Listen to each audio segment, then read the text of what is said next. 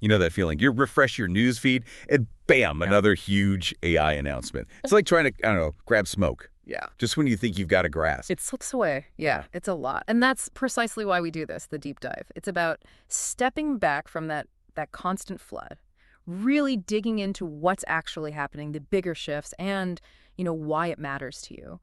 We've sifted through, well, a mountain of articles, papers, blog posts, trying to pull out the essentials. Exactly. Because you, listening right now, you want to get up to speed, right? Quickly, but properly. You want those aha moments, the connections, but without drowning in tech speak. So, our mission today, explore the big trends shaping AI, how it's hitting business, the latest tools, global stuff, even how it links to our own brains. It's quite a mix.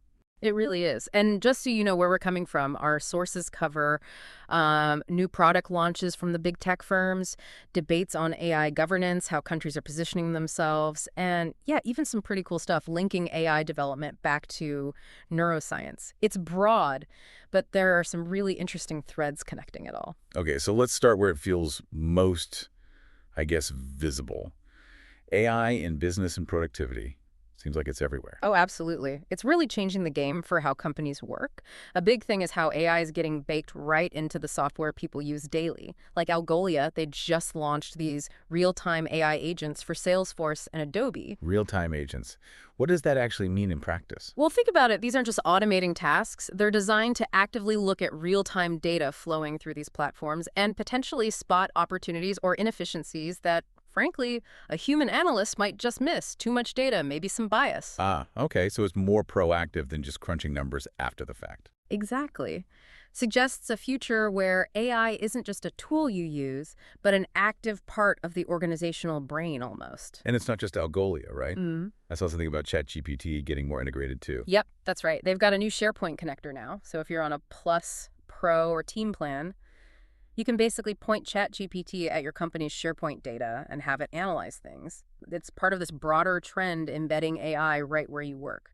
Less friction, makes powerful tools easier to grab. Which brings up the money question. We saw companies tacking on extra fees for AI. Is that sticking? That's a really hot topic right now, and maybe the tide's turning. Atlassian, for instance, they just said they won't charge extra for most users for their AI features. Oh, interesting. Why? Well, the thinking seems to be that AI is just becoming table stakes, part of the core product. If everyone else offers AI features as standard, trying to upsell it might actually hurt them competitively. Users might just go elsewhere. So the AI tax might be fading. Could be. Or at least it's becoming less of a premium add-on and more expected. Like, spell check used to be a feature, now it's just there. Good analogy. Okay, stepping back a bit strategically, PwC put out a guide on something called Agentic AI. What's that about? Yeah, agentic AI, it's about this conceptual shift. PwC's guide talks about deploying autonomous, multi-agent systems. These aren't just single tools following rules. Think of them as interconnected AI systems that can make decisions, understand context, and coordinate with each other. So like a team of AI agents working together. Exactly. Imagine an AI for sales, one for marketing, one for support. Agentic AI lets them talk, coordinate autonomously, maybe to achieve a big goal like improving customer satisfaction without a human micromanaging every step. A blueprint for more sophisticated, self-running AI in business. Precisely. Moving beyond just fixed programs. But it's important to remember not everyone thinks AI is the answer to everything, especially where creativity comes in. Right. Like marketing, maybe? Yeah, exactly. There was this Hacker Noon piece kind of provocatively titled, arguing that the best marketing often comes from, well, they called it bullshit. Yeah. Meaning like improvisation, creative sparks, stuff that isn't just pure data crunching. It's a good reminder, right? AI is great for analysis, automation, but that human spark, that weird idea, still really valuable. When do you lean on data versus intuition? Yeah, finding that balance. It's not about replacing humans wholesale. Okay, let's pivot to the tech itself. The models, the tools, the pace here feels unreal. It's absolutely breakneck. Take Alibaba. They just released quantized versions of their Qwen 3 models. Quantized, meaning? Basically, they've compressed them, made them smaller, more efficient, so they run better locally, on less powerful hardware without losing too much accuracy. And they're making them work with common tools like Llama, LM Studio, common formats like GGUF. So easier for more people to actually run these things themselves, not just in the cloud. Increasingly, yeah. Lowering the barrier to entry. And speaking of powerful tools, NVIDIA just open sourced their OCR models. OCR. Open code reasoning. Exactly. Models specifically trained to understand and solve coding problems. And apparently, they're doing really well on benchmarks, even outperforming some big names on certain tests. And open source means anyone can use them, build on them. That's the idea. Big boost for the developer community, fostering innovation. What happens when code-savvy AI gets into more hands? Good question. What else is shaking up the dev world? Google's been busy too. Oh, yeah. Google rolled out a preview of Gemini 2.5 Pro. Big focus there is on helping build web apps, translating code, and multimodal reasoning. Multimodal meaning text, images, audio, all together. Right. Understanding different kinds of inputs. They're apparently topping the leaderboards for web development tasks, and they added this thing called implicit caching. Smart idea. Implicit caching. Yeah, basically, if you ask the AI the same thing multiple times, it remembers the answer, so it doesn't have to compute it all over again. Saves developers money on repeat queries, like your browser cache, but for AI calls. Ah, clever. Anything that saves cost is good. What about Mistral AI? They've been making waves. They have. They launched Mistral Medium 3. They're pushing its coding and multimodal skills, but also framing it as more cost-effective than some rivals. And they're optimizing it for platforms like Amazon SageMaker, making it easier for businesses to plug it into their cloud setup. So the themes seem to be versatility, cost, ease of deployment. Definitely. And also connecting models to the real world, like Anthropic. They just gave their Claude API a web search feature. So Claude can browse the web now. In a controlled way, yeah. Developers can build agents that pull in live up-to-the-minute info, crucial for stuff like finance or law, where things change fast. Makes sense. Now, you mentioned lower barriers. Are there good free options emerging too? Absolutely. Always interesting, right? There's Colin, a totally free autonomous coding agent. It just got a big update. Things like a task timeline to see what it's doing, edits that don't freeze your screen, uses that Gemini caching, and just generally smarter context handling. It's really positioning itself as a serious free alternative to things like Copilot. Wow, impressive for free. And wasn't there something from Qwen too, Alibaba's group? Right. Qwen released WebDev. They're calling it a free full-stack tool powered by their Qwen 3 models, the Claim. It can generate entire websites, backends, and all just from a simple prompt. Whoa, generate a whole website. That's ambitious. We'll have to see how well that works in practice. Definitely one to watch. And then there's potential M&A activity heating things up.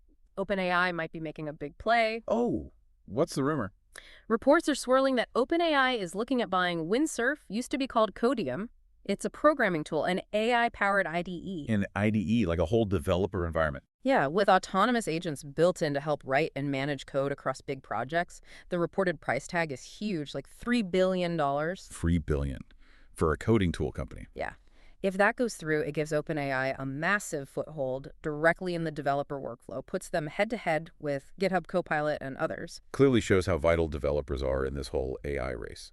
Yeah. Okay, let's shift focus. Beyond general tools, how is AI being used in really specific areas? Healthcare seems huge. It really is. OpenAI just put out something called HealthBench. It's an open source benchmark, basically a test, designed to see how well AI performs in realistic healthcare situations. How did it do? Well, OpenAI is claiming their latest models actually outperform human doctors on this specific benchmark. Outperform doctors. That's a big claim. It is. And we need to be careful, you know. What exactly did the benchmark test? How does that translate to messy real-world medicine? Important questions. But it definitely signals how fast AI is advancing in understanding medical info. Definitely food for thought. What else is happening in AI health? Well, Fitbit Labs is adding AI features to help people make sense of their own health data. And researchers are using AI, specifically these text-guided diffusion models, to study rare diseases like a particular type of thyroid cancer. AI helping where human expertise might be thin on the ground. And I saw something really surprising. Predicting cancer outcomes from selfies. Is that real? It's very, very early research, exploring if AI analysis of selfies could correlate with cancer outcomes. Highly speculative right now, needs tons more validation. But it just shows the kind of unexpected directions AI research is taking in health. Wild. Okay, beyond healthcare, any other specific domains seeing AI impact? Logistics is one. Using AI analytics to predict supply chain disruptions, optimize routes, maybe even design driver incentives, making things more resilient. And then there's emergency response. California launched an AI chatbot, Ask Cal Fire. For wildfires. Exactly. Helps residents during wildfires, give info in like 70 languages, accesses emergency data. Could be a really vital tool in a crisis. That's a fantastic practical use case. Okay, zooming out again. All this development, it's not happening in a vacuum. There's a whole global dimension, regulations, ethics. Absolutely. And it's getting complicated. Let's start with the ethics and regulation side. Lots happening there. For instance, a study out of Australia raised concerns about AI used in job interviews potentially discriminating against people. Yeah, bias in AI hiring is a known worry. Definitely.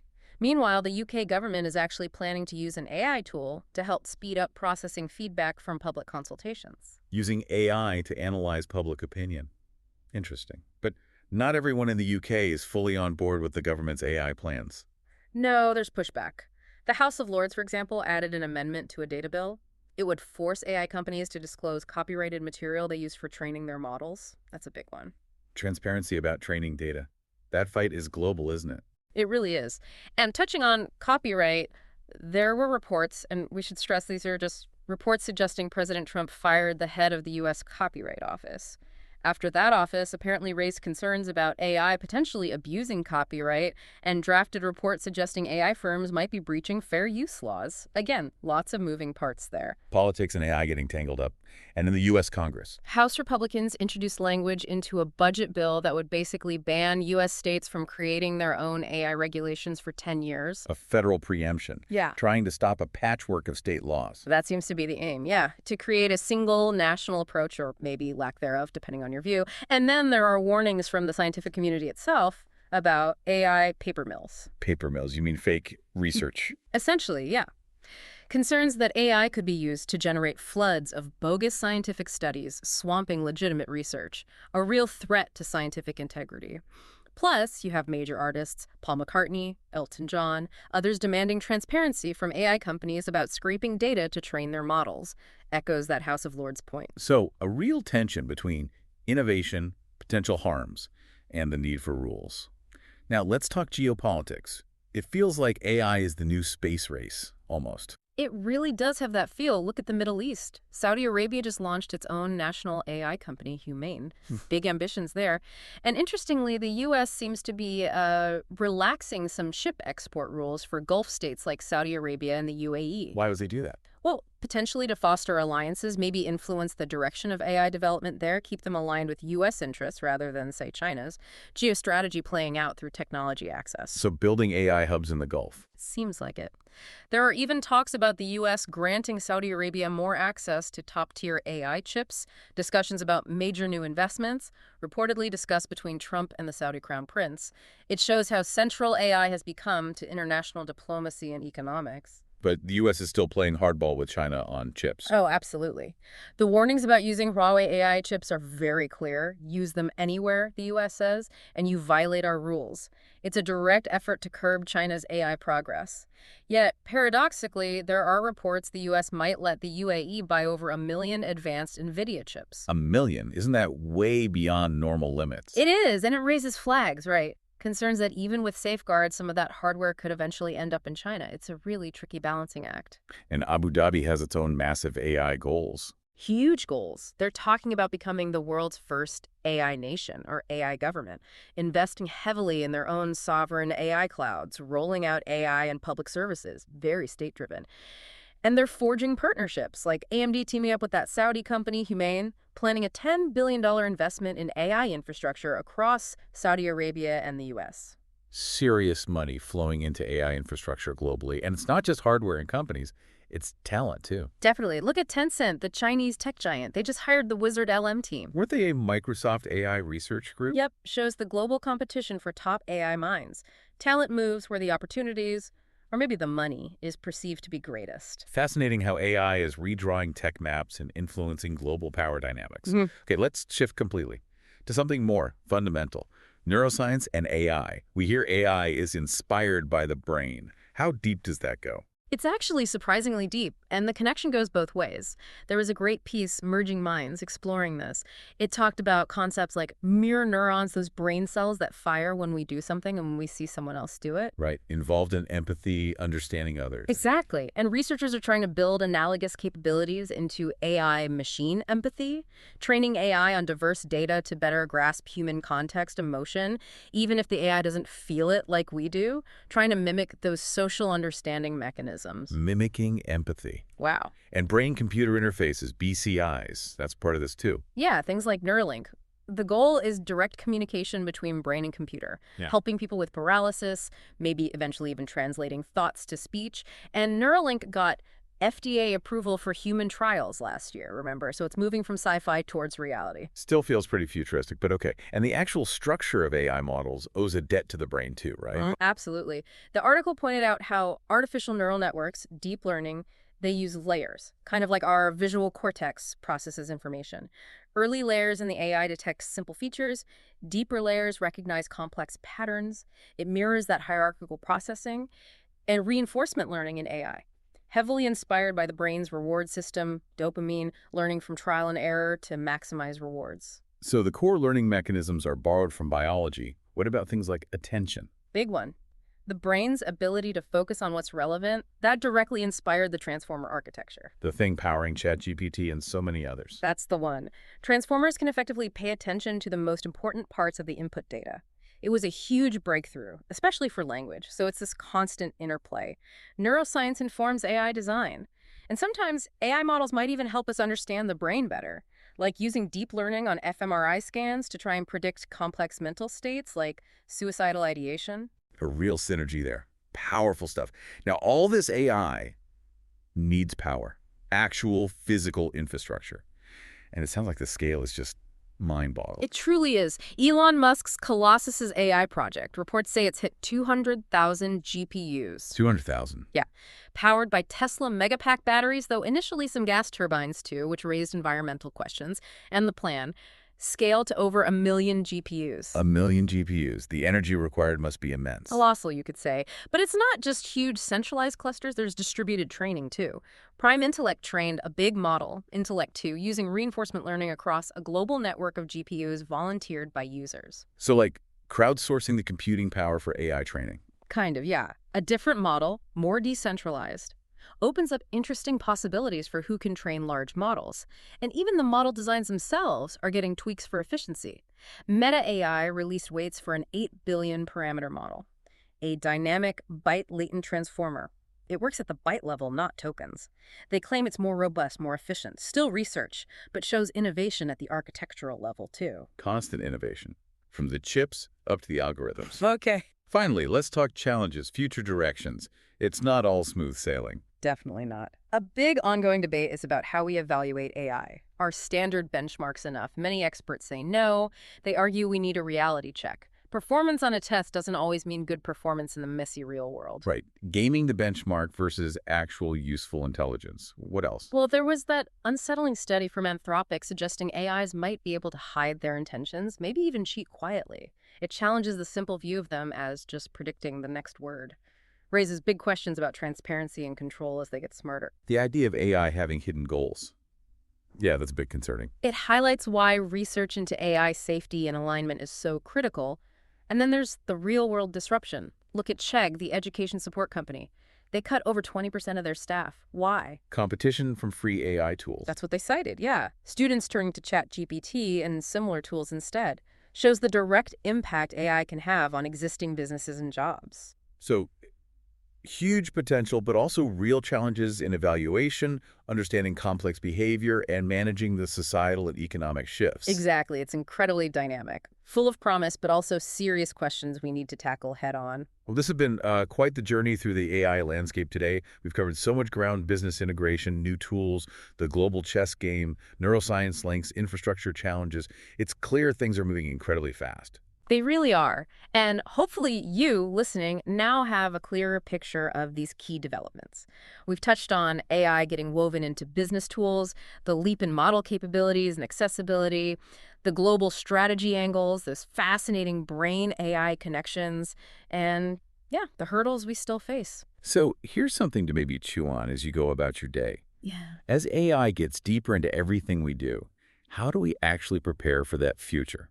A future where our own abilities and artificial intelligence are increasingly tangled together. What does true human-AI collaboration look like?